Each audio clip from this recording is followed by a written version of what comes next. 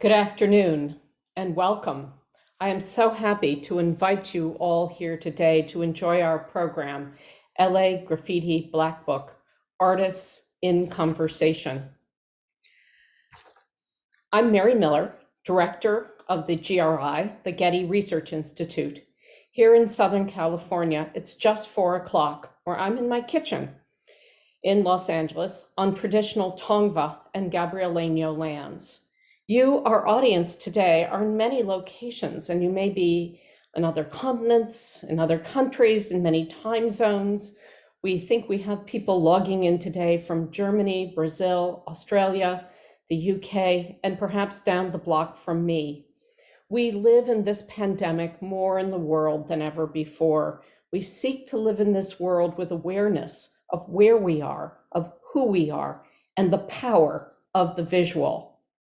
We're here today to celebrate the recent publication of the LA Graffiti Black Book, and we're hosting a conversation with 5 of the contributing artists to discuss the volume's impact on their individual and communal art practices.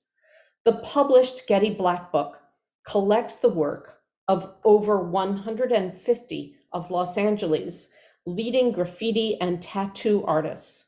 And this publication draws inspiration from many rare books in the GRI collection, in particular, a 17th-century Liber Amicorum, a book of friends in which the owner's acquaintances each contributed an illustration in the spirit of an autograph book. The graffiti artists saw a resonance in the Black sketchbooks that they carry, and they invited other artists to hit with original work. The Getty Black Book Liber Amicorum bound rival crews into a book of friends. Leading our conversation today is David Braffman, Associate Curator of Rare Books at the Getty Research Institute. David is a specialist in Arabic and classics, and his interests range across 2,400 years, landing on graffiti, which became an exhibition in 2014 called Scratch, a collaborative project at ESMOA, the El Segundo Museum of Art. David will continue the introductions, but let me now just turn to a bit of housekeeping. I'm going to become invisible in just a minute, but I'm hoping that as the conversation unfolds, you'll start posing questions and comments in the Q&A. I'll gather them up and I'll be back to moderate the discussion at the end of this remarkable gathering. Are you looking for closed captioning? It is available for today's program, which you may activate or disable in the live translation button at the bottom of the screen. Finally, this event is being recorded and will be available on the GRI's YouTube channel in the coming weeks. And I'll see you later. Over to you, David. Thank you, Mary. Well, I was going to start out with what is a black book, but Mary already explained that to you, and that way I don't have to clear up that LA Graffiti Black Book isn't some vigilante hitman's list of what graffiti writers to go out and get. But for street writers, as graffiti artists tend to call themselves, Black Book, it is a black sketchbook, and they also call them piece books, and they will use them to sketch out something in their head. But more important, it's really this social device.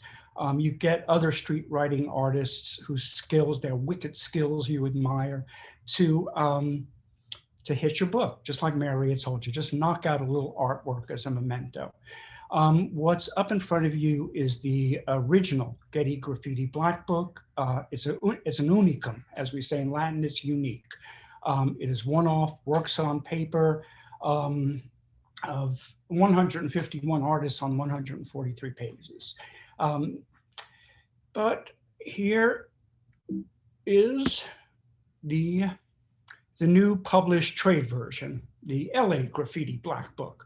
And so first, the second I want to thank Kara Kirk and Gail Feigenbaum, respectively, publisher of Getty Publications and GRI, Getty Research Institute publications. But I especially want to thank the people who worked on this book with me: Michelle Deemer, the production coordinator, Kurt Hauser, the designer, and particularly above all, Elizabeth Nichols. Well, sorry, Elizabeth, before I say you, I also, Maureen Winter and Sydney Lopez, marketing and promo. They put together that great video that introduced Mary. So I want to thank them. And then finally, Elizabeth Nicholson, who I think had the idea for a trade version of the original Black Book, maybe before I did, or at least we had it at the same time. And back to the first one, we wouldn't be thanking anybody if we weren't thanking Ed and Brandy Sweeney, a couple, LA local collectors who were collecting graffiti art, and all of our guests today know them. And Ed and Brandy had contacted my boss, Marsha Reed, who's chief curator, and said they had an idea for a project that they wanted to do. And Marsha asked me to join in meeting with them. And basically, what I'd like to thank them for is their stroke of genius in conceiving this project, seeing it realized, and then ultimately donating this Black Book to GRI. And when they came, just kind of unprompted, I just decided that I was going to pull out rare books that basically, resonated in my head of old Brooklyn days of seeing graffiti and street writing practice. And when we did the second book, when we did the published version of it so that it could be accessible to people around the world, we really tried to stay as faithful to the original, not a facsimile. It's not the same size, but it's just this elegant mini-me reproduction with essays by Mary and my boss Marsha, and then an introduction by me.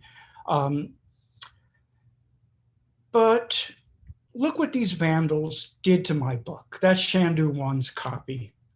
Look at the mess they made of my boy. Actually, it's really beautiful. And I asked Shandu for permission to be able to show this one. But basically, first I showed some rare books to Ed and Brandy, and then they brought in artists, and the artists brought in their crews. So we did this over and over. I had pulled out lettering and calligraphy books for them to look at. These are from the 16th century. I also, in terms of lettering and writing, I pulled out Enlightenment book, A Natural History of the Word, on the semantic evolution of letter forms out of possibly pictograms. Also, I guess you can see this arrow, this 18th century book on Peruvian quipu knot signs that they decided was a language and that it corresponded from A to Z. There's also in another place a little Italian song that you can sing in Peruvian knot symbols, but it's completely misinterpreted the way he's seen the language. And here's the response of a couple of artists. Chaz, probably the godfather of lettering in LA, who went to art school, what became Cal Arts, but he wanted to create a language out of graffiti letter forms. This is Angst, Rogelio Cabral. What you can't get across in the repro is that everything that is blank on this page is not a page. He cut all this paper out. He's the only one who vandalized the paper in the book, and it's beautiful, a little fragile. This is Big Sleep's tattoo artist. This is what he did to his book. And you can read his quote. I was with him in a Zoom on Friday where he mentioned graduating from juvie to gladiator school, which I never knew before was an expression for state penitentiary. Just the sweetest guy in the world and just a brilliant letterer and a great tattooist. Also showed them books on perspective and, well, just the idea of how do you achieve dimensionality and depth on, I don't want to say two-dimensional plane for a piece of paper. It just hurts me as a rare book person. But Luca Pacioli's Divine Proportion, which Leonardo did the cuts for, you see he uses the same for a proportionate letter as for a human portrait. Or Under, how to project out into space, how you use perspective to get that idea of dimensionality and depth in the book, devising the introduction to measurement. Here are some responses by Coffey, just somehow constructivist, but completely illusory. Here is Sell, kind of distending and yet using the center point of proportions for the image of somebody who just can't stand watching a Zoom anymore. And one of my favorites in the book, all of them are my favorites, Gasoline, showing a flatland LA in perspective, from chopper's eye view somewhat, and also capturing the beauty of LA's light and of its darkness. Also showed them symbolist material, whether it's emblem books. This one is The Winged Tongue. This says in Latin, why don't you keep your lips shut and stop chattering? They made that emblem for me. It was engraved by Crispin van de Passa. This is a book of horse brands. And it's done in Venice, but what you can see here is it belongs to somebody who's crossbreeding Arabian horses and European Venetian horses. This is done by El Jazuli, one of the seven saints of Marrakesh. It's a Hajj guide. It's a guide to the Hajj, but not the way we would think of, go to this spot, go to this spot. It's pictures that you contemplate. What you're contemplating there, what it says in Arabic, is this is the outline of the lines of the footprint of the Prophet when he went on the Hajj. So you're getting these signs of identity and also of your own identity, your brand, or what you want to be part of a collective identity. And that also applies to friendship books. It was really a fad among aristocratic or well-heeled students or people, rich businessmen. And you ask somebody to hit up your book. And what's interesting about these books is they're a strange curiosity. The author is the person who's probably written the least. The author is collecting these coats of arms of other people, and he's also collecting a network of connections. In most of these cases, and I'll show you some more. Well, let me just keep on this one for a second. In most of these cases, the person who's signing the book is not making that painting. They have some court artist, some anonymous artist is making it for them. In Hans Gruber's friendship book, his Liber Amicorum, well, of course, we always make the joke, it's Hans Gruber who blew up Nakatomi Plaza in Die Hard. But in this book, Tobias Bernhardt, an artist, puts in a painting of the sack of Troy. You can see the Trojan horse here. And he does this in 1612 when tensions are building up between Catholics and Protestants into what will turn into the Wars of Religion or the 30 Years' War, which I believe still has the highest body count of fatalities of violent conflicts in Europe. Here is a response by Enk One from the RTN, Rock the Nation crew, showing LA sliding tectonically and morally into the Pacific. I'm just putting in this one because I think I was able to buy this friendship book because of this project. And I had coveted this book for about 20 years. It's made in Istanbul by a European diplomat. There's an old Facebook Live about it, and I think there's an article that just came out by me on in Getty Mag. So I just wanted to show that to you. But one thing about those friendship books, the artists immediately understood the connection between them. It's like, this is what we do in our Black Book. We ask people to hit them up with their art. And they're also trying to look for artists that are well known or have great skills because they want to have the best Black Book. But they also recognize the difference between themselves and the anonymous artists that made those friendship books in the 16th and 17th century. Those artists in old Liber Amicorum, they're anonymous and they're painting someone else's identity. These artists, whether they're creating pseudonymous identities, they're vaunting their own art independently. Matter of fact, graffiti, there is nobody more fiercely independent in the art world than a street artist. So we knew we had to do something with this book. We wanted to give the audience, we wanted to launch this to the public and show the sense of community that these artists had, and also for the audience, just the public, to have the same experience the artists did when they came to the Getty and looked at these books. And we were lucky enough on our council, GRI council, Ava and Brian Sweeney, not to be confused with Ed and Brandy Sweeney, who made the Black Book. Ava and Brian Sweeney have a nonprofit art space in El Segundo, ESMOA, El Segundo Museum of Art.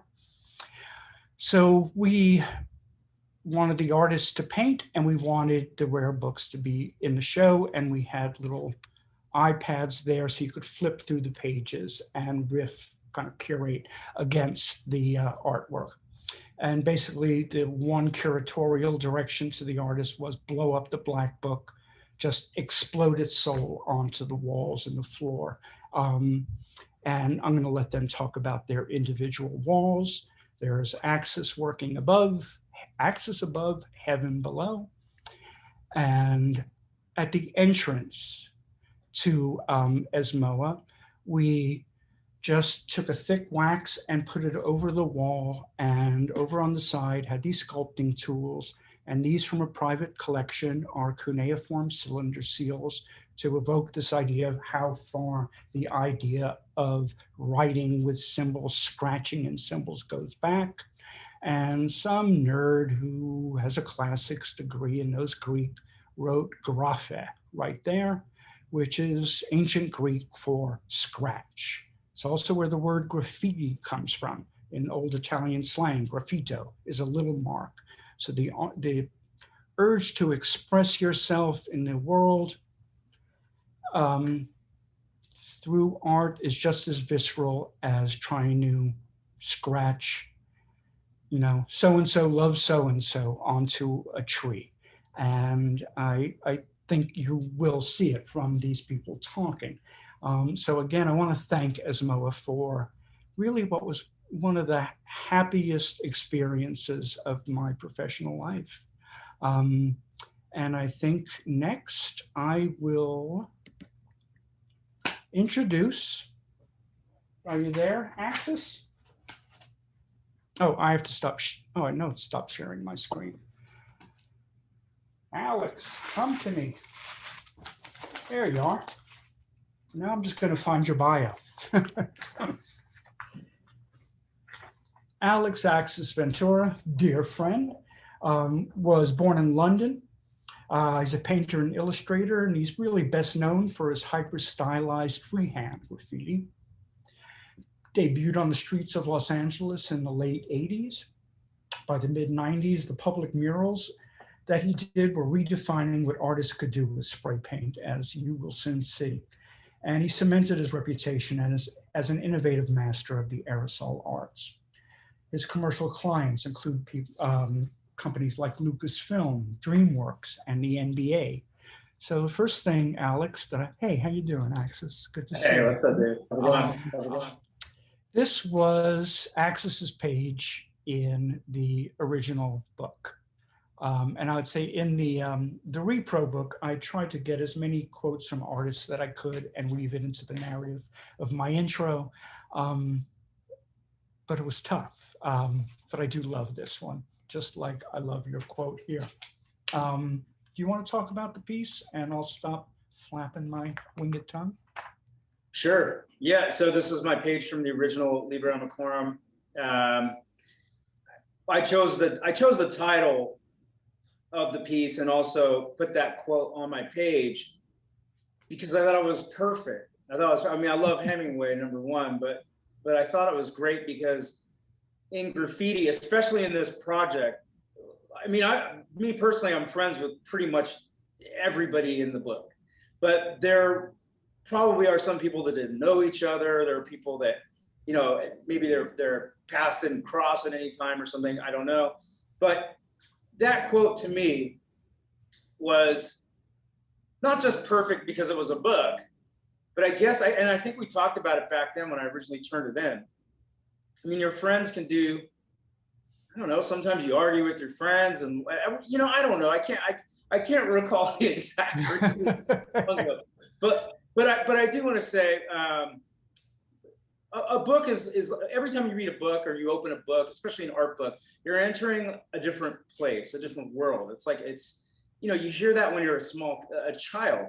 You hear things like, book is like, opens your imagination. So for visual guys like myself and all the artists involved, I think it's not only a way to express yourself, but in the weirdest way, like at least all the artists that I'm friends with, everybody's also very competitive. So it's like this weird thing, like I love you, but I got to do a better page than you. You know what I mean? It's kind of like this, but a friendly competition type thing. Right. So I think that's kind of why I picked that. But also, of course, it's a book, so I felt it very. And it won you. Actually, we tried to do the whole Black Book in alphabetical order, but Ed Right. and I agreed, like, man, this is just the perfect way to start up the book. Unfortunately, when we did the repro, if we put you if it wasn't strictly alphabetical, which the original mostly is, then we would have to have an index and it would be extra pages and extra money, and you had to lose your pride of place. So I was really sorry about that. But do you remember what you said to me about the quote at the bottom? All of my heroes have broken the law. So I was about to bring that up. That isn't to be taken, like, I'm not saying all my friends rob banks, that is not what I'm saying.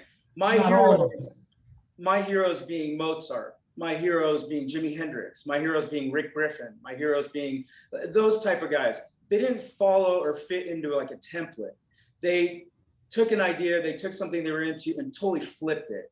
So that's, in a sense, been my approach to everything I do, whether it's writing music, doing a piece. I'm not trying to think about what other guys are doing, what everybody else is doing.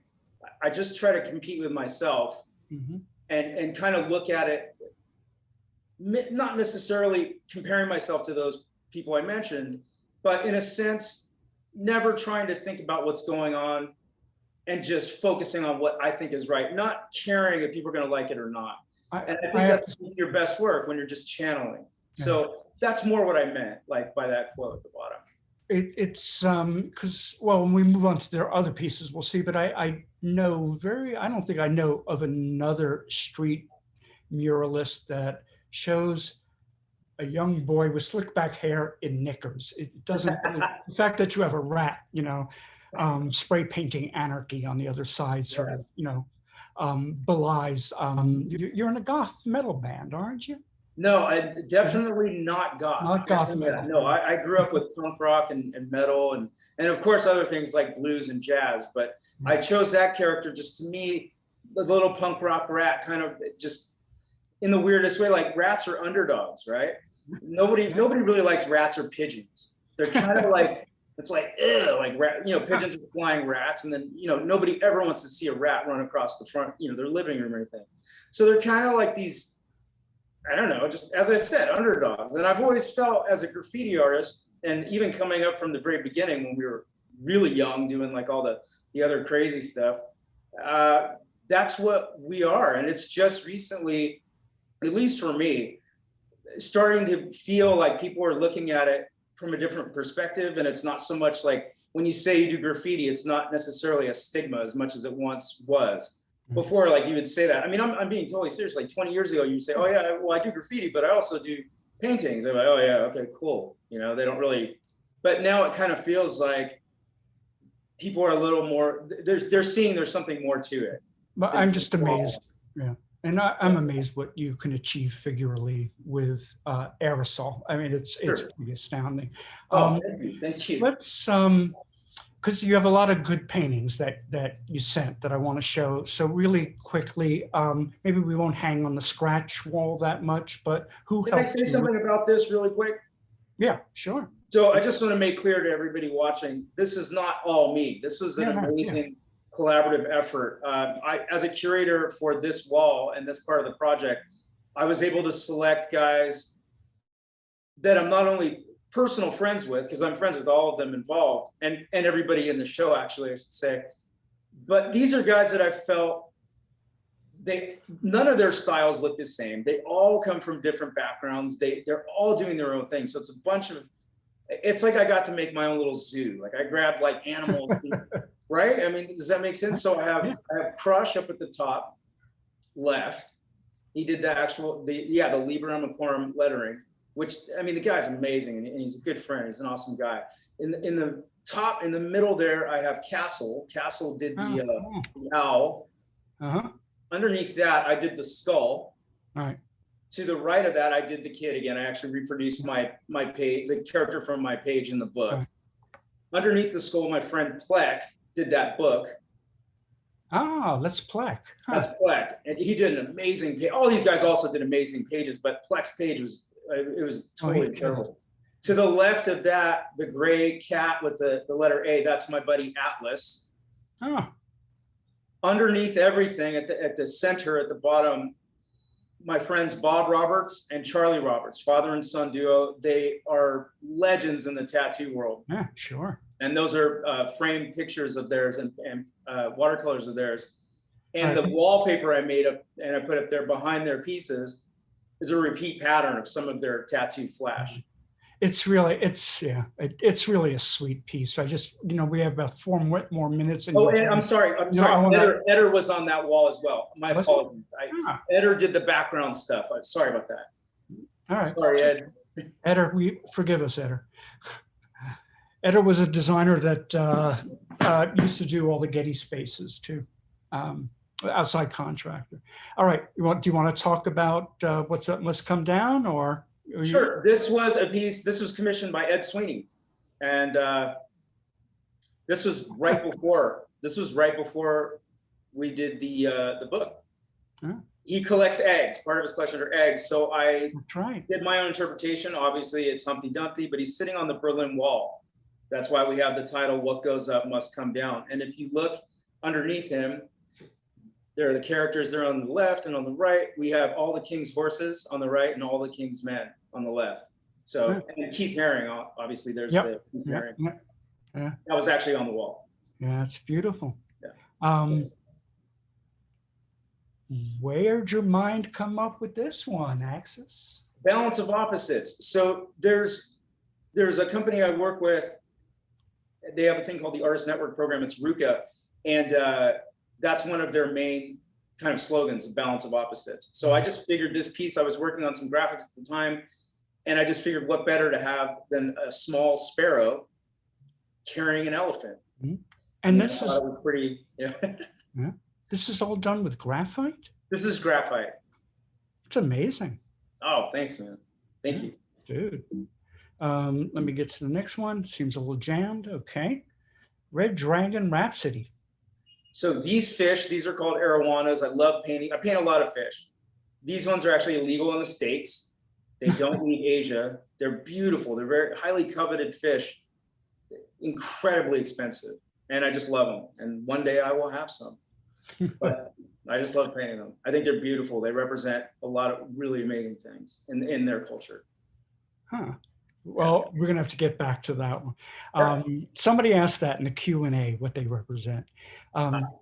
So tell us about Ego Stroke. Ego Stroke. About 1 minute left for 2 pictures. Okay, this was a series I did. So the cement walls are to appear like they're being held up by the drips coming from underneath. So they're almost weightless in a sense, but they're supposed to look like very heavy, which I tried to achieve that. I hope I achieved that. Be useful, your time here is short. Up there on the left, vocanta means calling, and just the stroke of paint. And the piece was supposed to be like this woman, there's this beautiful woman, and you can't see her, but you know she's this gorgeous woman. But I wanted to have a play, like the title is basically a play on the image. So it's just a stroke of paint, and that's it. Like it's nothing to, you know. It's really lovely. Thank you. All right, so we've just hit the last two really quick. Okay, scrutiny of an uninvited relic. That's just an old school Krylon can. That's what we all grew up using. It's really hard to get now and coveted actually with graffiti artists. The koi are just, I wanted to take something that was beautiful and represented wisdom and represented like just something just elegant and gorgeous like a koi fish. And they're the oldest pets actually, I think historically, were goldfish.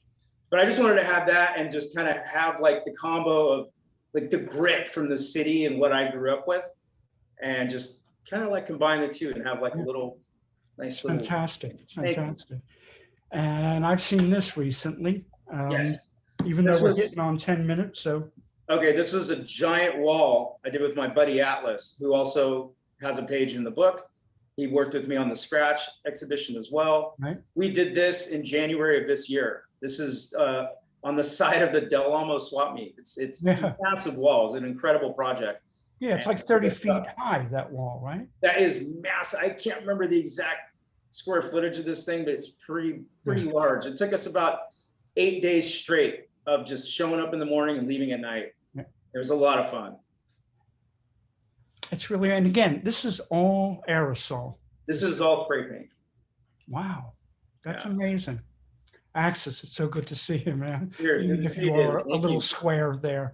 All right, we'll talk more in a bit. Okay, so now we're gonna move on to King Create. But Eric, this is a democracy, so we alphabetized you under C, okay?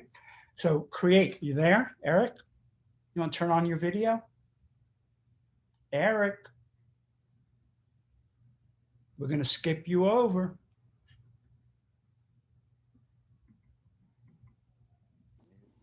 Hey, y'all hear me? And there you are.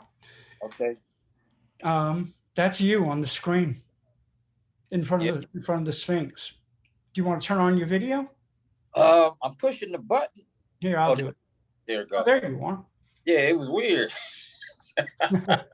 What's up, everybody? How y'all doing?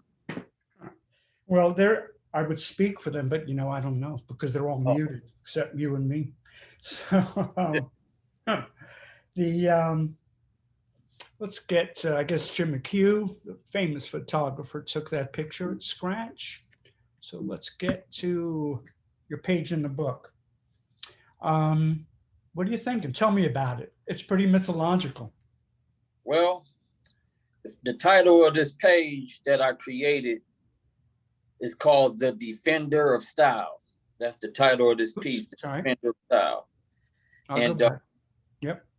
The reason why I titled it The Defender of Style is because when we do our pieces, we like our pieces to be strong, bold, and to make powerful statements.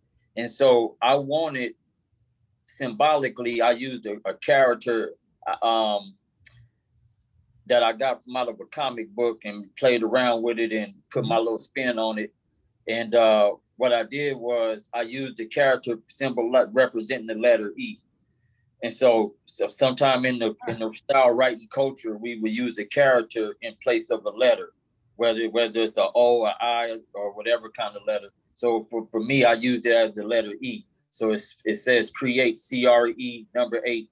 The character is guarding my piece. He's the defender. What he's defending is what we consider biters in the culture of writing, because sometimes you have people out there that like to take and like to copy and like to just do things with our stuff and copy it exactly for what it is, which is a forbidden thing that we are against.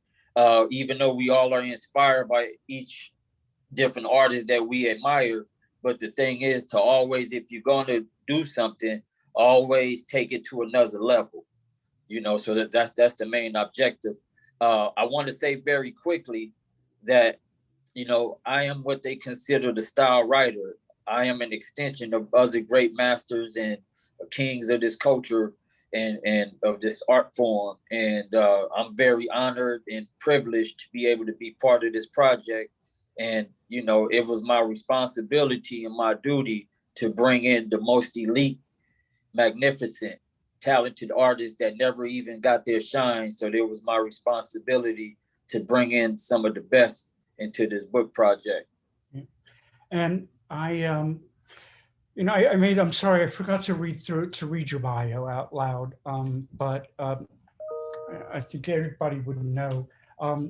You have, for at least 40 years, you've tried to use your art as this sort of therapeutic practice to, like, not for yourself, I'm sure it's helped yourself too, but to help individuals on a path back to rehabilitation, and also for the community, in a sense, sort of communal rehabilitation.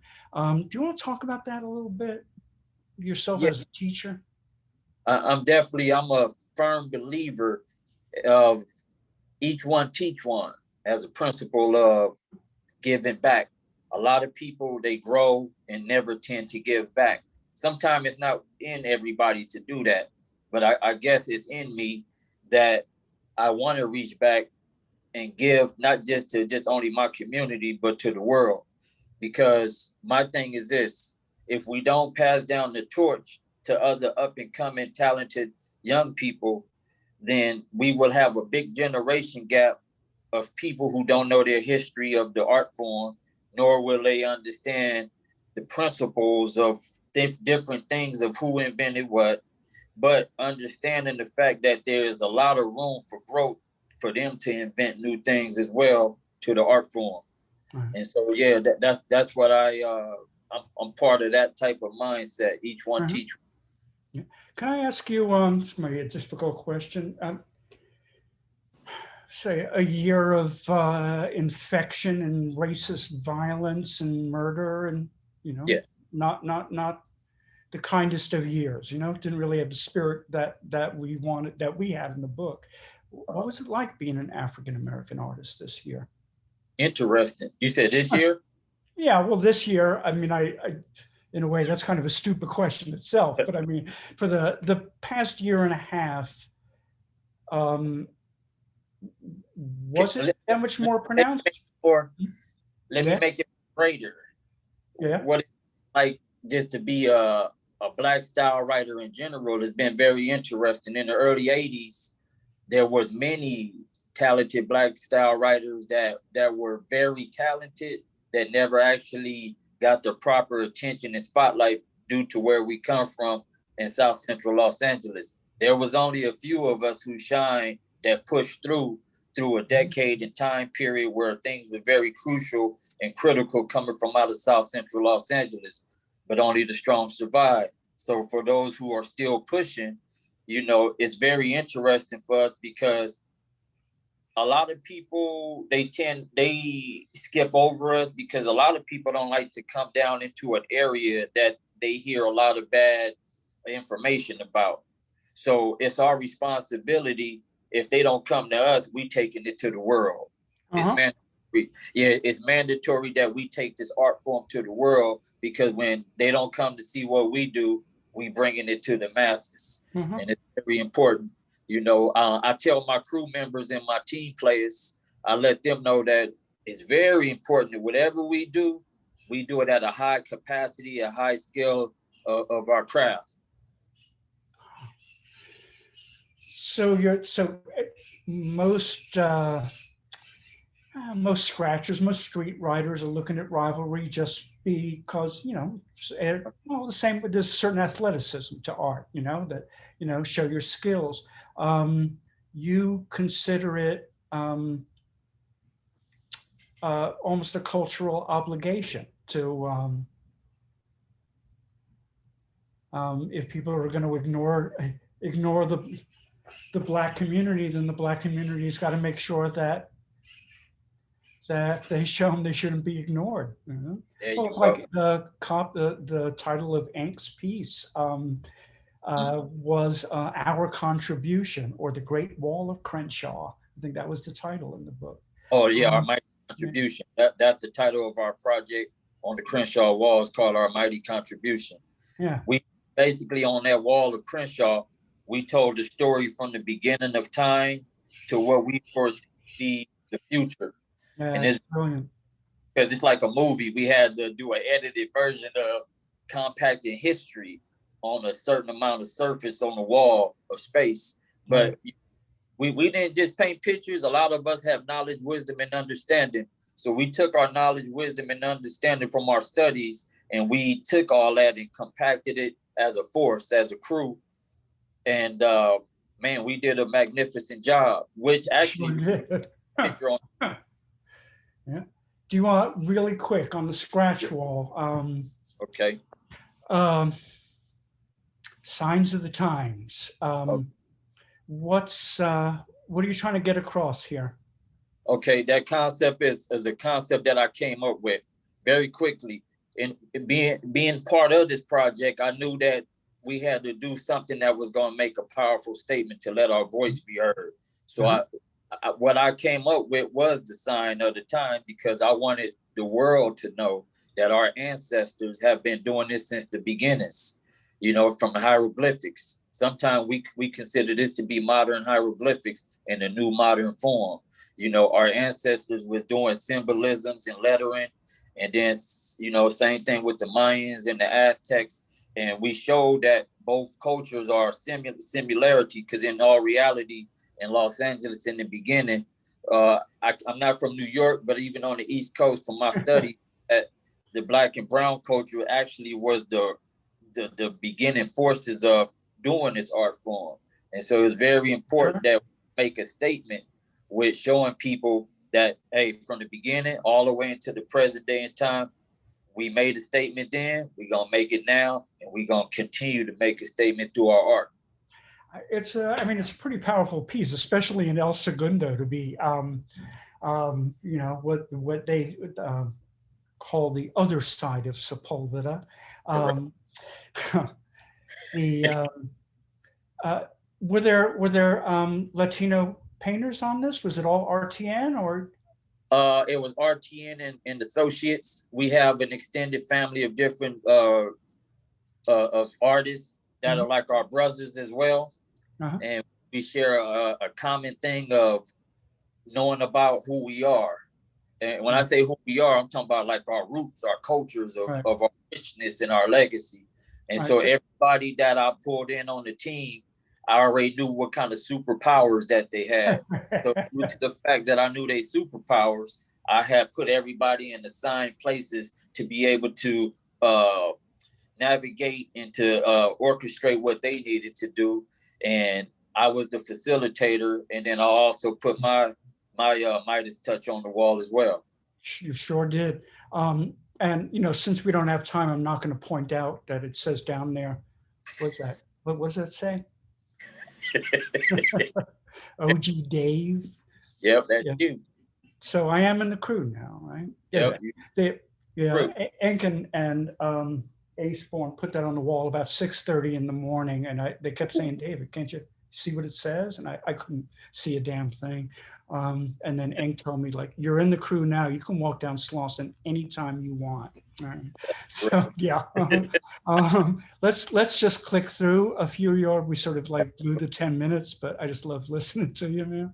Okay. So this is Defenders of the Style Part 2, right? There you go. Correct. Part 2. We gotta talk. I'm sorry. We gotta take a little bit of time and talk about this and that. Right? Okay. Which one? This one? Yeah, I love this. Okay. Thank you for showing this piece. This is called The Supreme Kings. This was at the California African American Museum, located over in South Central Los Angeles at the Exposition Park near USC College. And this piece was a very significant piece. Me and my partner, his name is Castro from CMA, we was the curators to orchestrate teams throughout the show. We had an actual challenge at this museum. the museum said, hey, we're not allowed to use aerosol paint inside of the building for their reasons. So they said we have to use our paintbrushes. So I guess maybe they felt like that might have been a challenge for us. But we took the challenge and we showed them that not only do we use spray paint, we use paintbrushes and were still able to demonstrate style. We knew how to blend colors. We had our techniques and skills down pat. What we did was display to people that a lot of artists out there, maybe they're not able to use spray paint, but we showed them that we are versatile. A lot of artists that was in that show, they not only are they able to use spray paint, but we're so talented is that we can use almost anything to make a mark with our fingers, with dirt, anything we can touch. We gonna put some magical touches on it. And so this Supreme Kings basically is telling people, like, once again, from our studies and our knowledge is that we are Supreme Kings in what we do. You know, we focused on lettering because we also want people to know that imagery is cool, but because we consider this to be style right, we don't want people to forget the dynamics of what the art form of letter and the structure and the flows of the letter is all about. So both of them went in hand, the visuals and the lettering. Yeah. So, man, we had a dynamic team right there. Ace Born, Sano, Gnu, Design 9, and the one that really me, the King Create, was in the building. Well, you're talking to some of my favorite people now. So, and Eric, I've known you now for 10 years. We've been friends. I've never known anything to stop you. So it's great to see you today, man. Now I'm gonna have to move on though. Sorry. Bye. Okay. Let's see. We got Deffer. Is Deffer, you around? Yeah, you there, Def? Where is he? Jeff, are you talking? Yeah, I'm here. All right. Hey, man. All right. Well, there's your Jim. I'm leaving up the portrait of you just because I want to look through this quote that, well, I guess people have to buy the book if they really want to see the quote. But I'm just trying to, something stuck here. This. Yeah, I'm here. Yeah, I hear you. No, I'm just, I couldn't get the next slide to come up. Okay. So this also is all graphite, isn't it? No, this is actually gouache and ink. Wow. Yeah, so it's basically a little bit of sumi ink, a little bit of just regular, I guess you would call it just black ink. Yes. Yeah, and I used water actually to kind of dilute it and use it for rendering. And I did it completely with brush. So when you're talking about spiritual, were you already thinking of this idea of like spiritual language and obliterating the letter form when you were doing this piece? Actually, on this piece, no. I kind of more paid homage to our rudimentary graffiti roots, which is really steeped in lettering and letter form. Obviously, it's I wouldn't call it wild style, but there's it's definitely stylized, but it's not too wild in terms of, so you can still kind of see the structures. And I guess I wanted to pay homage to our original graffiti form, and it's basically an advanced rendering of what we did traditionally in Black books. Right. And then it also paid homage to how we added characters to coincide with our imagery. And you are one of the best letterists I've ever seen. Matter of fact, why don't we talk about this wall a little bit? Do you want to break the wall down at scratch? Some, just tell us really quickly who's doing what on what level? Yes, absolutely. So as the curator of this wall, I wanted to kind of bring in different forms of different styles of letter forms, which you can see there's slight differences where I brought cryptic in, and he uses almost like a Sanskrit stylized form of writing. And it's very, he's very mysterious and very, very structure based. And then Saber, I brought Saber in, and Saber is basically a LA legend, and he morphs into very different styles. And he's basically the epitome of wild style, where he could just loop letters in and out and shape and stylize them without breaking the form, retaining the form, but finding very clever ways to add stylization to his form. And then is this also, Saber and this is you?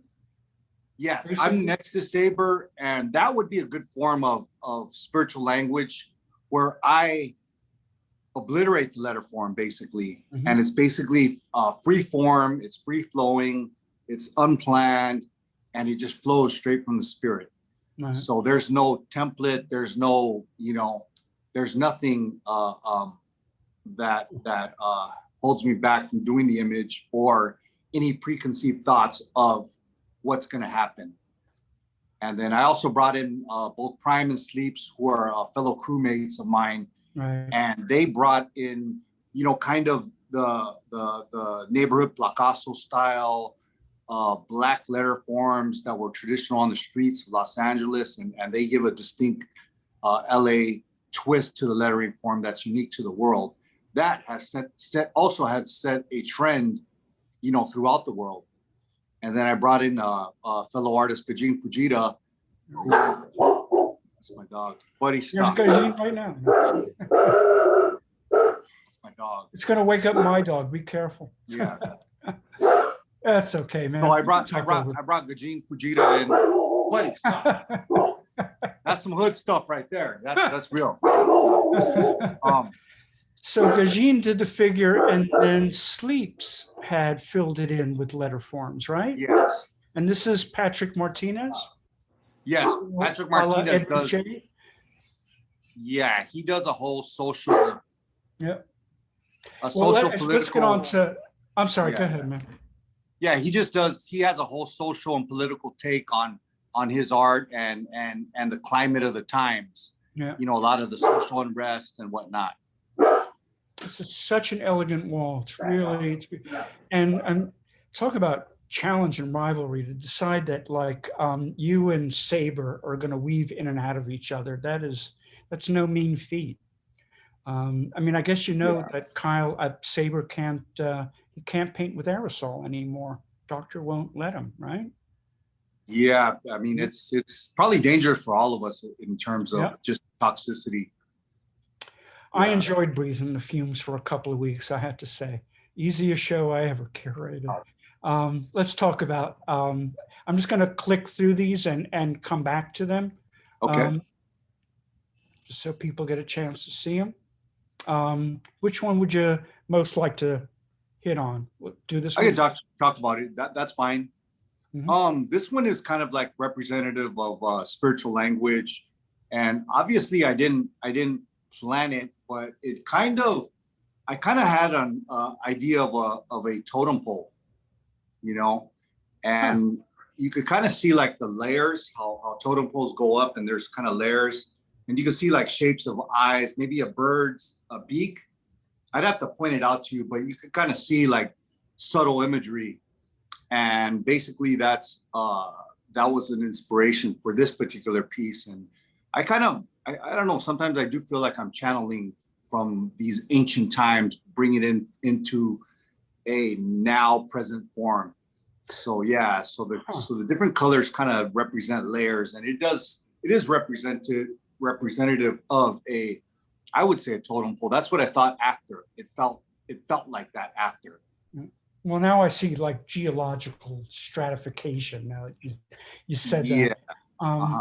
But I'm going to click through a couple more, but I wanted to know something about, because you're from Iga province, right? In Japan? Yeah, my ancestors, yeah. Mm-hmm. And you grew up where? Boyle Heights or? Boyle Heights, yeah. Pico Union area, Rampart area, the whole, kind of more centralized downtown. So how about the background there's a history to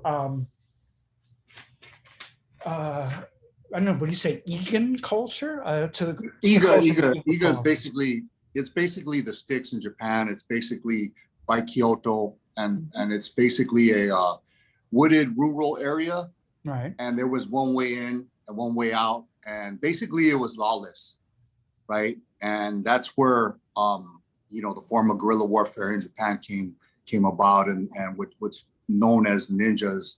And I kind of see graffiti writers, we're kind of like ninjas, you know what I mean? We're kind of in and out, stealth. I mean, the ninjas of old, we're kind of in and out and stealth. So I see a lot of correlation between then and now in terms of, but I guess now we're out there on Instagram and all this, so we're not too incognito. Not as stealthy no more. Yeah, we're not. And then I got a loud dog, right? So it's kind of something had to go wrong.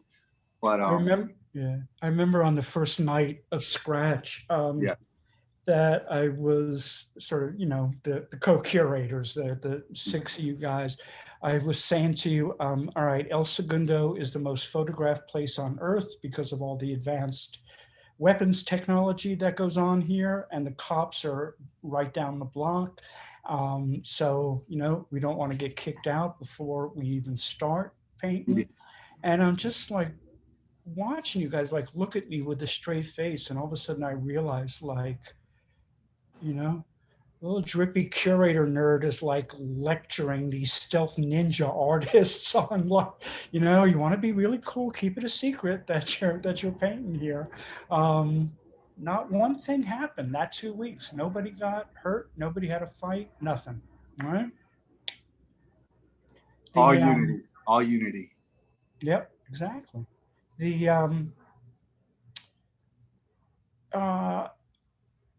Are there letter forms here? Was there a deliberate word or something going on here that you had broken down? Yeah, actually there was letter forms in this one, and they're kind of all hit, they're kind of sporadically scattered throughout the piece. So this is kind of in between spiritual language and formal letter forms, or informal letter forms, I should say.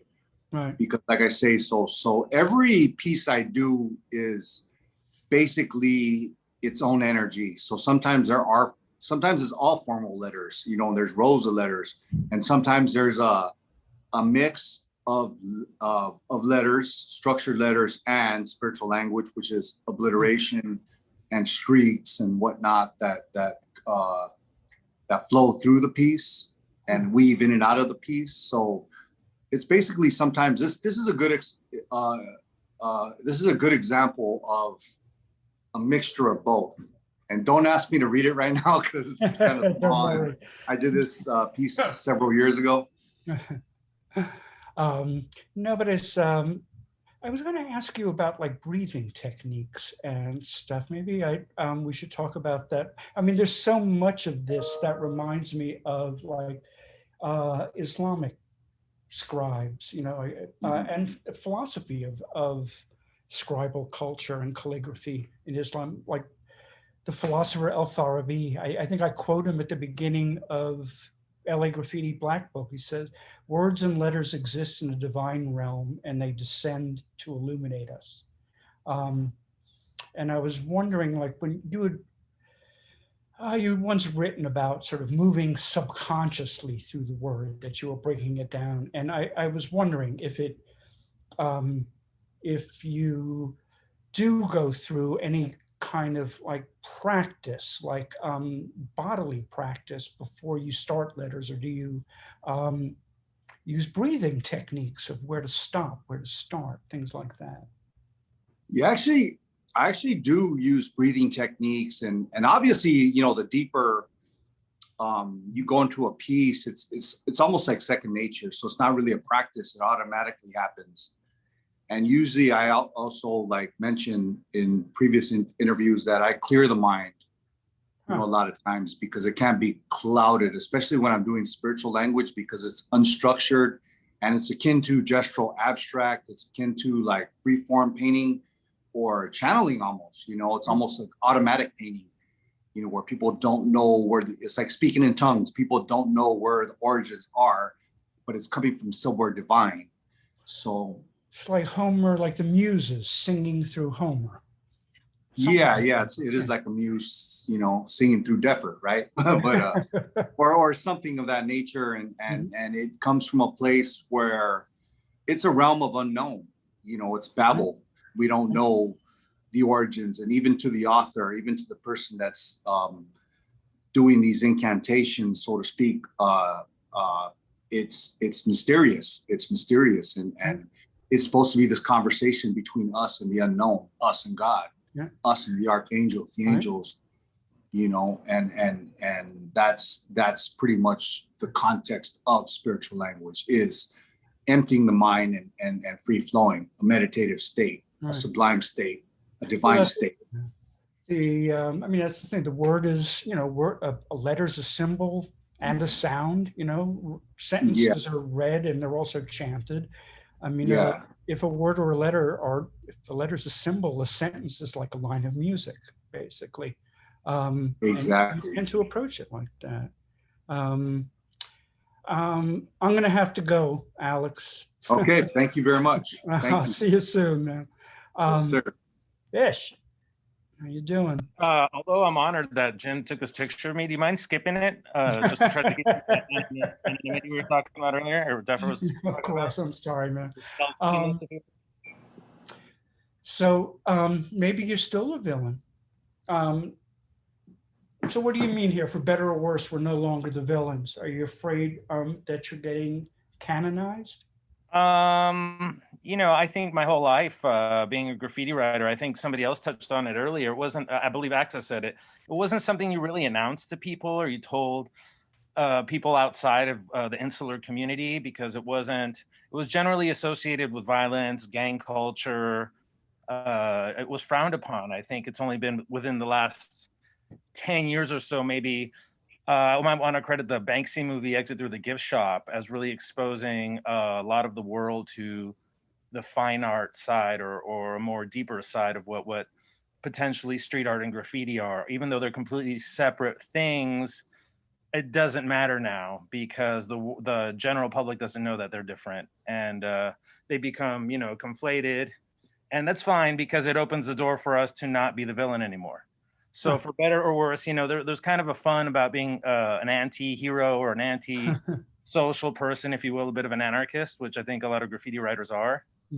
But now there's a social acceptance, which is sometimes difficult to deal with. You know, I kind of like... We can't be friends anymore. We can be friends, but I kind of like, you know, the secretive nature. Now that everybody knows, like my mom tells people that I do graffiti now, I'm like, Mom, shut up, you know? Well, and since I've been such a bad host and keep forgetting to read people's bios, I am going to read yours, though, because fair enough. The Artifice, a Hollywood kid, can be viewed on the walls of major cities throughout the world, and that's definitely true. He places his work in a post-graffiti realm where he fuses the styles of street work past with entheogenic experimentation and meditation to create a visual lexicon infused with sacred symbols. So just like Deffer, I mean, you're looking for the spiritual in it. But do you want to explain entheogenic? Yeah, I know I'm a graphologist. In this case, you know, I was born in Mexico City, and my family's from Mexico, and so that's part of, in this piece that we have on the screen here, we include this. It's a Mayan pyramid, although my family is not Mayan. I believe, you know, it's a symbol that helps encompass what the Mexican identity is. And as I came to the United States as an undocumented immigrant, I think it's always been a very much part of it. And then next to it are the mushrooms, which are a sacrament that were also used by the Mazatecs in Oaxaca, which are also part of the Mexican identity, you know, and they've influenced me. And entheogens are plants that have the ability to alter your state of consciousness. And in those altered state of consciousnesses, I think I've connected deeper with myself, with the universe, with the source code, whatever you will. Some of the imagery, like the sacred geometry, I think is stuff that I first experienced while being in those states, you know, a little bit more perceptive of things. I noticed these things that connected, and then I later found out that these images meant different things, and it had a history, whether it be with alchemy or biology or chemistry. A lot of these forms repeat in nature, and so you know, to me, it's part of the source code. To me, I believe mathematics is actually the language of God because it's universally integrated into everything we see around us. Yeah, and it's always math and science that uses the secret symbols too.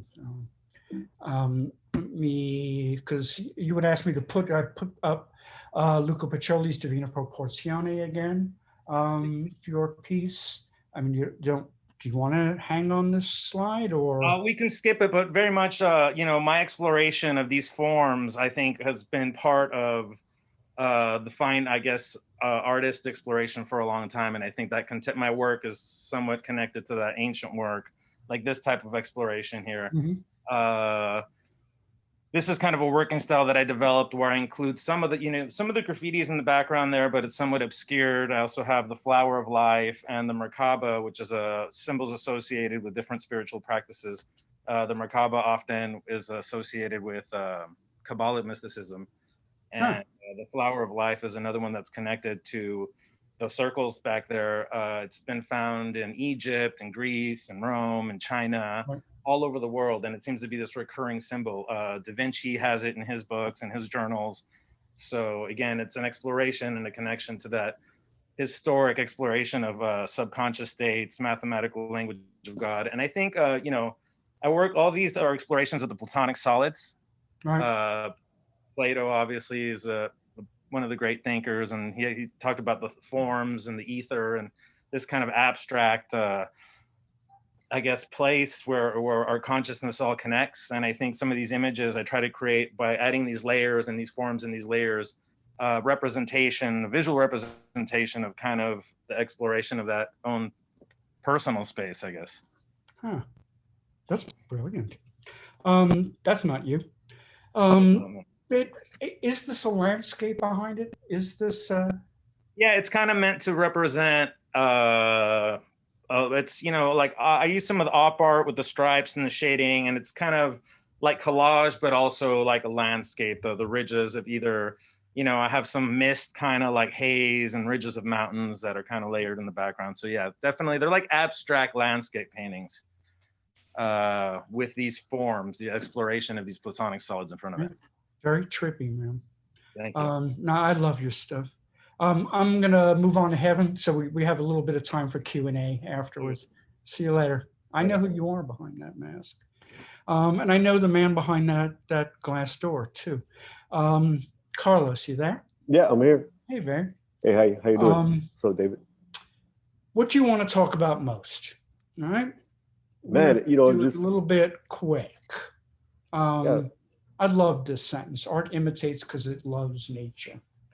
Yeah, man. Well, this piece, you know, it was born from, of course, from graffiti art, and it has a light outline, and I think it represents kind of like being there but not being there, almost like a invisible sound. You know what I mean? Like in the air, and the background was, I used the spray paint to make that kind of breath, kind of blend in the back, you know. And I also used some gold leaf in the bottom, you know, and kind of the stripes that are going through, that's all gold leaf. Right. And so there's a lot of architectural kind of very organic kind of shapes in there. Well, there's also, and the sense in it that the geometric patterns, well, whether geometric or not, that they can be carried on infinitely. I mean, there is the sense of the sublime to the thing, and motion. Here's some new stuff. Yeah, that's some of the latest stuff I'm working on. Light, sound, and water. Stainless steel form, very primitive kind of shapes that I make by hand, and I like these pieces because you know, I put them in different rooms, and it's like, you know, like water, and it takes the form. You know, I got that from Bruce Lee, but it takes the shape in the form of whatever form you put it in, and also it could be in Lakesh, which means you're on my other self. So it'll see itself, it'll reflect itself in any room that you put it in, you know. Huh. And then you put your face in, and of course it'll be all distorted. But at the same time, it'll pick up light, you know, from the surrounding areas. And then as you can see, it has like light in the back. They're pretty fun and trippy. And I still have to create a new language for these. You know, they're pretty new, fairly new. As are, just for the sake of time, I'm going to skip over the Cubist thing for a second. Talk about this painting. Yeah, this is also a new. This actually, there was a painting underneath this painting, and the painting that was underneath this one was titled El Niño Perdido, which was a lost kid. And there's a lot of emotional sadness and happiness at the same time. Wow. Then I recreated. I went over. The painting was maybe put away for about 10 years. So I picked up the panel, and then I started the new one, this one, and I used the whole nebula language in the back, which is the chemical wedding, where colors kind of don't seem to kind of get along, you know, for one reason or another, but now they're going to have to live together forever. It's kind of like el destino de la pintura, you know, hasta ahí llegó, you know. Then the circle, it's almost the circle and the lines represent, it's almost like a dream catcher. Right. You know, it's almost like a dream catcher, and then like the key to success, you know, as well. You know. Also has a channeling sense, like Deffer was talking about. Yeah. I see when you were talking before about sort of solidity and transparency. I mean, this is how you get that effect. Is incredible. Yeah. I really want to move on to these last two paintings. Yeah, I did. These are incredible. These are. This piece is called put it over here, preen. You know, but it's memoration, and it's kind of goes with what's happening now. It's speaking to one of my elders, but it's almost like you see a million birds flying together. You know, they don't crash against each other, and I think it's if it could reflect what's going on right now with the world and the humans and people, I think we need more memoration among us right now. You know? And also, same with this. But if you go back to the other one and this one too, and also when I paint these, you know, I feel some of my friends that have passed away, you know, here in LA and stuff, family members. I feel there's a trance and a quietness when I paint them, and I feel they come visit me, and I have conversations with them and for about 5 to 10 minutes, and then it gets quiet and they leave, and so it's really fun painting these, you know. So quick question, quick answer. How do you do this? How do you get this effect? I use a disc. Like this one, I use a 45, a record, and then the other small ones, the one that's after this, I use a CD. Huh. Yeah. So you're basically using vinyl and just aerosol. Yeah, and then spray around. So Brilliant. But then you could lose it. You could you know, screw it up. You know, if I go too much. You know. Yeah. This one was planned out. The one before that wasn't really planned out. This one was planned out at, you know, it's kind of more honey looking, you know, murmuration, and there's a kind of like a person and right in the center, kind of carrying a torch of freedom and of light, you know, trying to foresee the future. Wow. You know. I love the fact that for all of you guys, there is something, it's always very personal and very internal for a form where people are manifesting themselves out in the world in a you know, kind of daring danger to come get them. It's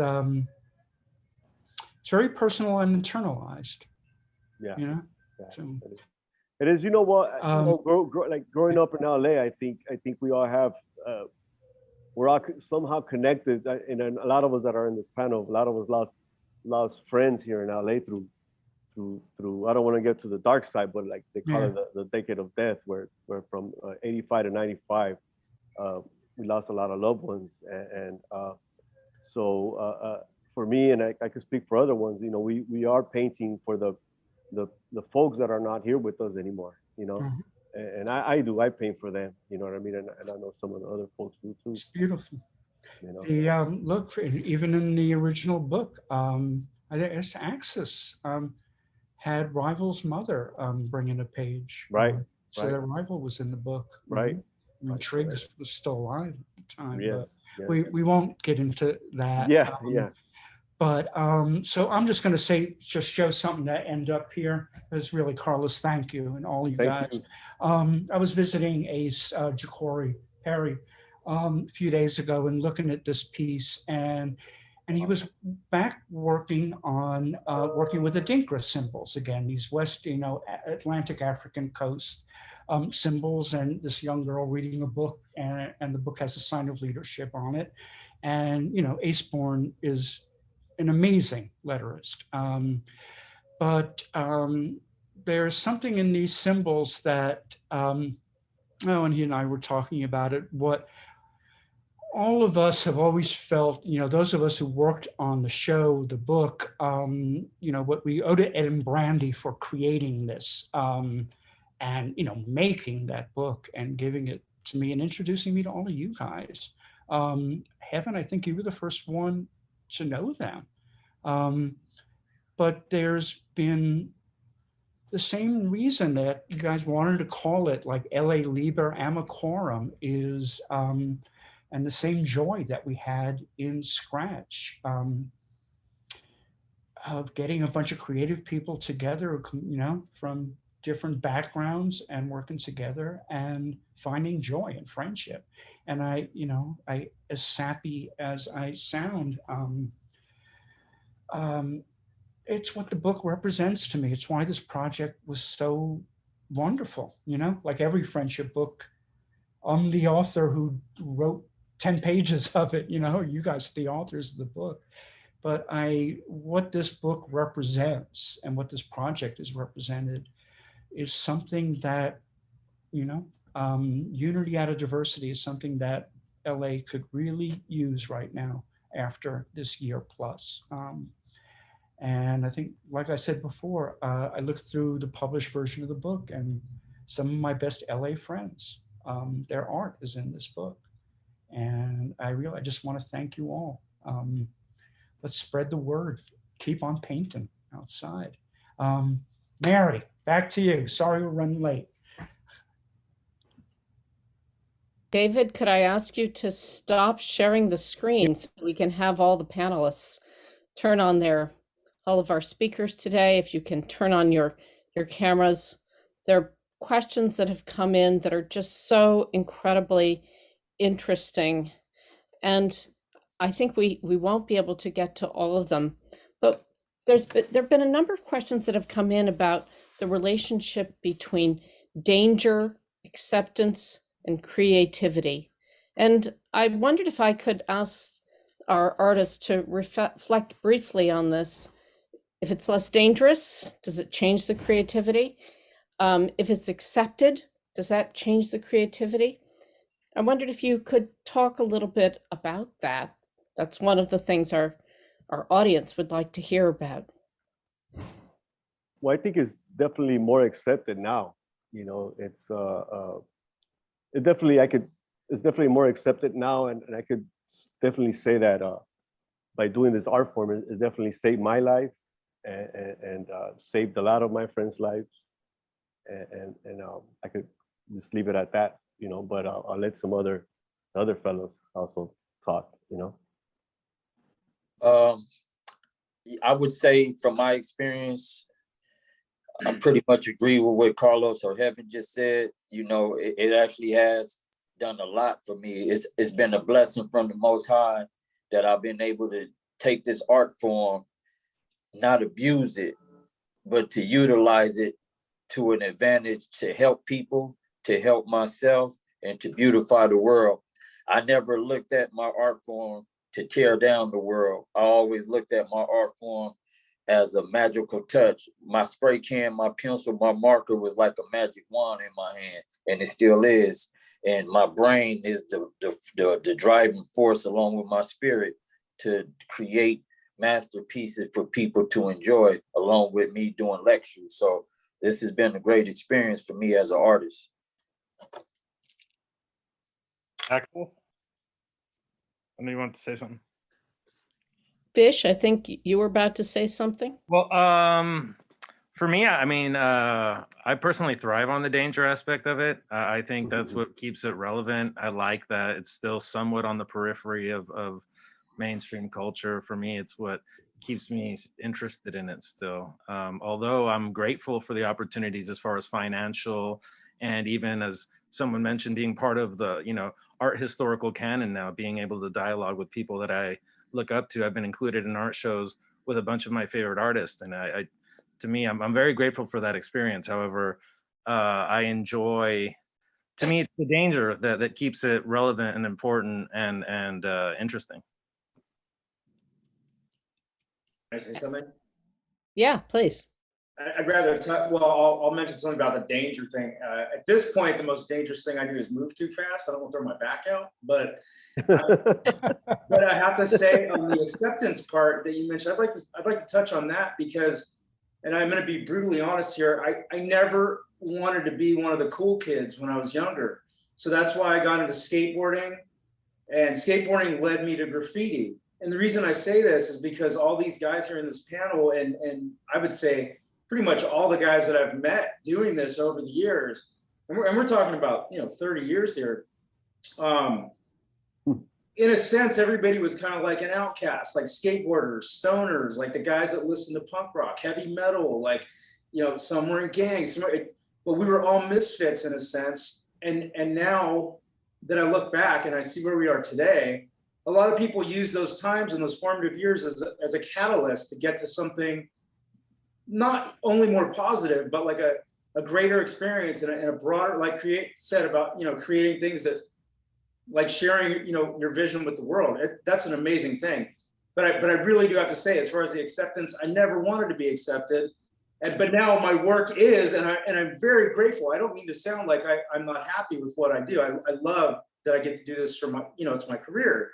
But at the same time, I'm here because I didn't want to follow what I was told I should do. And that's why, like, again, I hope I'm not, I really don't speak for anybody else. I never speak for anybody else, but I do feel like, when we were younger, we were just like the bad kids, the misfits, and I love that, So here's a question there's been quite a bit of chat going on in the Q&A over the course of the entire afternoon. And that's where are the misfit women in this picture? Where are the women artists? And how do they fit in? So, and then maybe a related question, which is, that there are female images in these works that are highly sexualized. Are we still comfortable with that today? And then I just want to give a shout out about the Maya hieroglyphs in Create's work behind the woman, because this must be intentional, but it's a text that mentions a woman in that's been put right there. Yeah, talk to me and talk to the audience a little bit about women in this. I'd actually like to jump in for a second, because there are only 2 pages of women in the entire Getty Graffiti Black Book.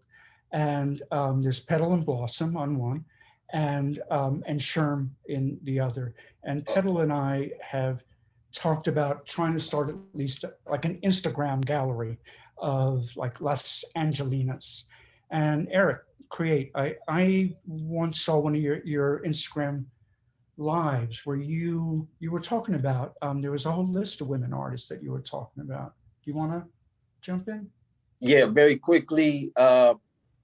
I definitely feel that it's necessary to always highlight the women as well, because you know, people do think this is a quote unquote sport for all men to participate in, but you know, women just as well have a strong creative sense of doing different things as well. Sometimes maybe better than what some men may do, but it's actually not even about the men and the women. It's actually about, I guess, each person experience and their journey in life and what comes through them through their artwork. So that's very important. I definitely support the females that are involved with the art, because just because they're a female artist, I always tell people I'm not going to just go easy because okay, she's a female artist, that's cool. The same way we put in work, the same way the ladies have to put in work, and to whatever extent, you know, everybody grow at their own pace.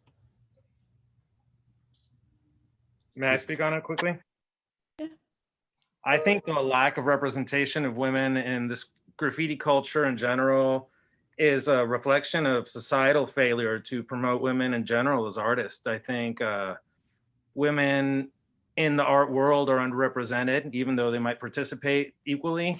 And in graffiti, it's a very competitive culture where there's a lot of bullying involved, unfortunately, between the competitors that are even men.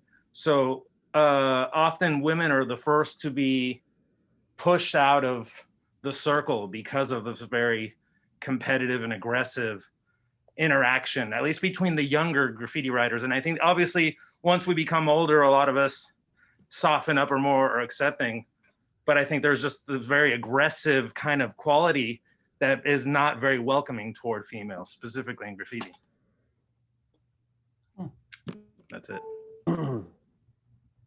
Well, one of the things that, as I see we're running out of time, I'd like to ask a question that's quick, and then I'm going to pose the other one that's in your minds, or that people really want to hear about, I think. Is there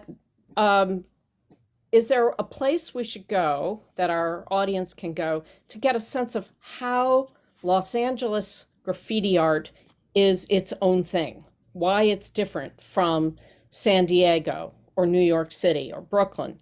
So I think, you know, just getting how we can frame that. And then for a final comment, what would be great would be to hear from everyone about reflections of this work that started so many years ago. What's the takeaway today? And so I'll pose that, let you start thinking about that second question, but tell me a little bit about, and our audience, about the distinction.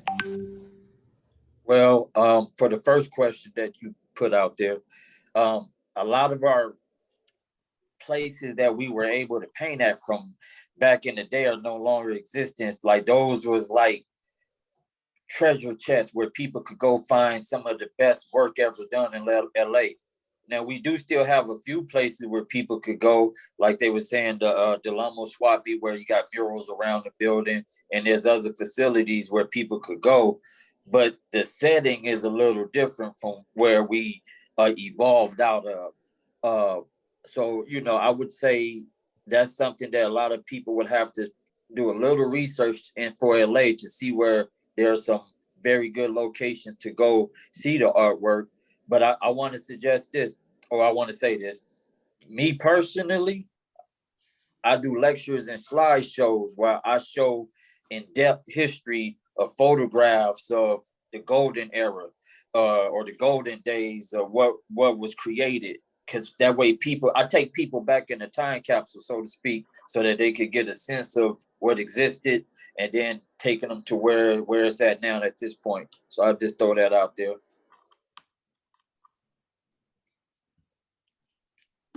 I would think downtown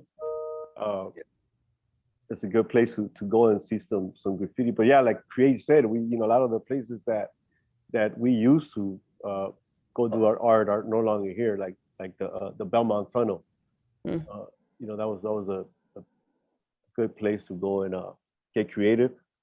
And but now if you drive around LA, like it's like, you know, we were saying earlier, it is accepted now. So if you go around LA, little Tokyo area or the art district in downtown, or the Great Crenshaw Wall, there's a lot of good murals over there. There's a lot of Nipsey Hussle tributes that went up last year. That's pretty good. That's all around the city. Also, the container yard is a good spot to go and see some good work.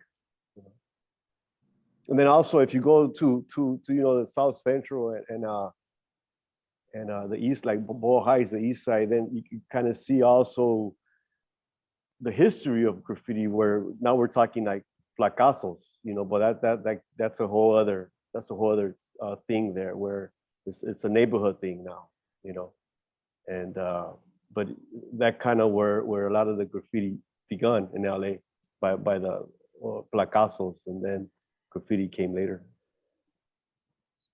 Yeah. Also, the alleys on Melrose Avenue between Fairfax and Brea. Right. One of the crews that I'm from also, we've been painting there for, since the mid '80s. Right. Now, so there's quite a few walls in those alleys there that are really nice stuff. Don't get it mixed up though with the street art stuff. There's a little section that's just street art that is not. It's a different animal. But there's a lot of cool stuff there. And I hate to say that, guys, but I have to keep it honest here. Yeah. So perhaps it would be an opportunity for each one of you to just reflect a little bit on, it's almost 10 years, the history of this project. And any thoughts about where you started, where you are now? And then, David, I'm going to hand this over to you to thank our guests and wrap us up. All right. So do you guys want to make any last reflections on it, or are you going to go home? And I kind of just want to thank Ed and Brandy. I met Ed here in Venice, and I think that's where that's where the seed was planted.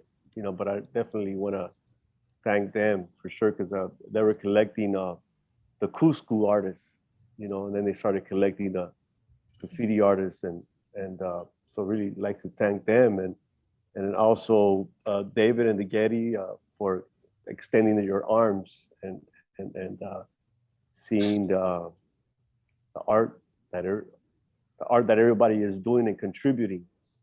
I want to thank everybody on this panel as well.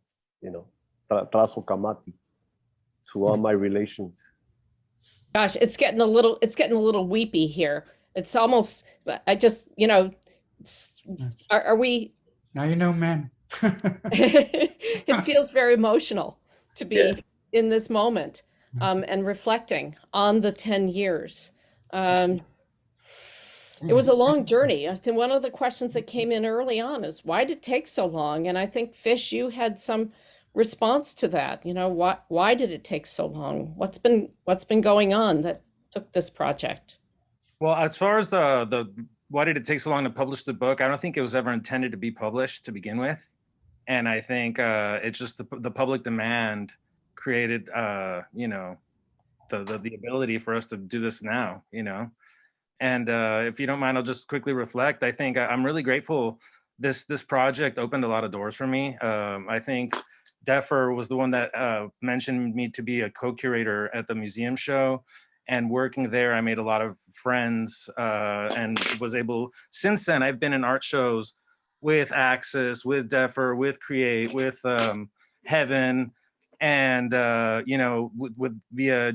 got to do stuff with Jim Reed and Jim McHugh, and it's really open. Basically, the show, this project, kind of helped open doors for me to make inroads in the fine art world instead of just the graffiti world. I feel like I had a fairly established career as a graffiti artist and was recognized within that subculture, but because of this, 10 years down the line, I have a regular art career as well as a graffiti career. And if I may add, man, yeah, true. It's definitely been a good journey from the 10 years of when we started this project and where I'm at in regards into my career. Man, it's definitely been great because I've been able to do so many different things with educating people, with giving lectures and doing slideshows, like at the Skirball Center at other museums, and I've been able to like really help people to get more of a clearer understanding about what the art form is all about. And once people usually walk away out of my presentations, they have more of a clear understanding than most people would have within so many amount of years. Very quickly, I remember I did something at St. Mary's College with principals and teachers, and I did a presentation. By the time I was done, they stood up and gave me a standing ovation, and they were saying, "Wow, man!" They said, "We never heard somebody so thorough break down what this art form is all about on many levels, not just one level, but many levels." And so they had more of an appreciation for it, where I was able to go help educate the young kids within the school system. So that's been my great experience, along with continuing to paint new masterpieces. Shout out to my crew for doing the same thing as well on multiple levels. Deffer, I want to make sure you have a chance to say something here. Yeah, sure. Yeah, I just want to thank everybody involved, Ed and Brandy Sweeney, Marsha Reed, David, all you guys at the Getty, GRI, coming up with the Getty VIA also. And I just think that this journey has been great. You know, I remember the first initial meetings that we had. It was really grassroots, and we weren't even sure if how far this was going to go.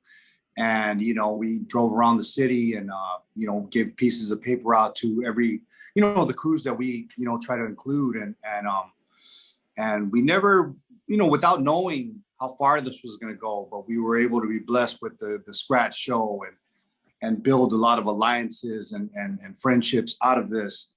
And, you know, also, I think that's the most valuable thing, is because we worked together, and it was almost reminiscent of the yards. We used to, you know, create, would be painting next to us, and then people would show up randomly, and it was that kinship, and that, you know, also that subtle rivalry that was good sportsmanship that we held, and you know, to bring it back to hip hop, you know what I mean, where we broke, you know, we break dance against each other, do graffiti against each other, and it kind of came around full circle with this project, and I feel like it's open-ended. It's still going on. The conversation's still going on after 10 years. So I'm interested to see what's next. I'm seeing an international Black Book in the GRI. I just want to keep playing with you guys. And the reason that I asked Petal to work with me on you know, at least a gallery of you know, who are the women graffiti writers in LA, is I don't think a boy should do it alone. You know, it's like I want to do it with her, but I you know, it's time to revive all this stuff. It's been such a hell of a year on so many levels. You know, it's like and like I said, I tear up, Mary. I mean, it's like, you know, just love and collaboration. It was all I saw. I had two easiest show I ever curated. There were 2 meetings, and then we stayed up all night for 2 weeks, and scratch was done. And I would just love to be out watching you guys paint again. You know, I miss you people. So I'm telling you, it was a joy. It was all joy. You know, there's so much comment in the chat about the journey, the place we are, the power of the visual, and how, and the gratitude on the part of the Getty for having been able to be involved with all of you. The day that you came into the special collections, Marsha Reed has written about being with you, Create, down in the looking at the books with all of you. This is really such an amazing moment, and I think it is emotional, and our emotions are on high edge because of where we are in this year.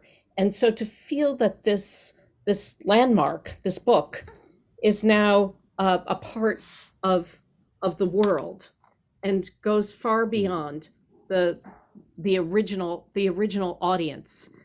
It is incredibly meaningful to us at the GRI as well, and we're so grateful for all of this journey and this work. And we want to see this not as the end, but only as a way station. means a lot to me for my director to say that. I want to keep playing, guys. I guess we should let people go make their dinner, and we'll. Oh, I see. They're putting it in the chat. There we go. You can buy this. You should buy the LA Graffiti Black Book. It's only $35, which I have to say was a pretty generous gesture, even on the part of Getty Publications and the production designer. You can get it at the Getty bookstore. You can get it at Skylight Books in my neighborhood. I've seen it on Amazon. Oh, no, you can only get it at the Getty bookstore. And you should buy this book today. The first run that they had sold out, and they just restocked the shelves. So please do buy this book and carry on the spirit that it represents. We want to show another slide. Maybe they don't have it, but there we go. Deffer and me and Prime, who did the cover of the Getty Graffiti and the LA Graffiti Black Book. We're gonna zoom to Malibu, to the villa, and zoom to Baghdad, where street muralist uses cuneiform motifs for his art. Osama Sadiq, on June 17th at 5 p.m. will be on Getty YouTube for the Mesopotamia exhibition at the Villa. Also a spectacular exhibition if you guys haven't seen it. And then at the Getty will be open again soon. So Mary, thank you for letting me do this event. And gentlemen, Heaven, Create, Def, Fish, Axis. Love you boys. I'll see you guys again soon. And everybody else, thanks for coming. And please give this book a look. Okay. Thank you so much, everybody. Good night. Good night. All right. So.